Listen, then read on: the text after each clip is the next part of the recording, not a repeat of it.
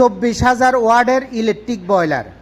24,000 ওয়াটের ইলেকট্রিক বয়লারে 220 ভোল্টে কত অ্যাম্পিয়ার নেয় সেটাই দেখবেন এই ভিডিওতে। ভিডিওটি শেষ পর্যন্ত দেখবেন এবং দেখা শেষে চেষ্টা করবেন ভিডিওটি শেয়ার করে দিতে, যাতে অন্য ভাইয়েরাও দেখতে পারে, কারণ সবাই আমাকে জিজ্ঞাসা করে কত অ্যাম্পিয়ার নেয়। 24,000 ওয়াটের ইলেকট্রিক বয়লারে কত অ্যাম্পিয়ার নেয় সেটাই দেখবেন। প্রথমে যে সাদা 3টা তার দেখতেছেন, এটা হলো 3টা হিটারের কানেকশন, এটা হলো 18,000 ওয়াটের।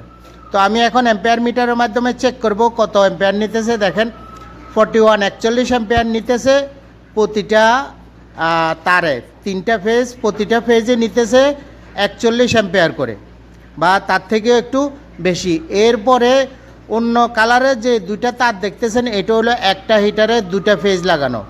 তো ওই হিটারটায় কত নিতেছে সেটাই দেখব।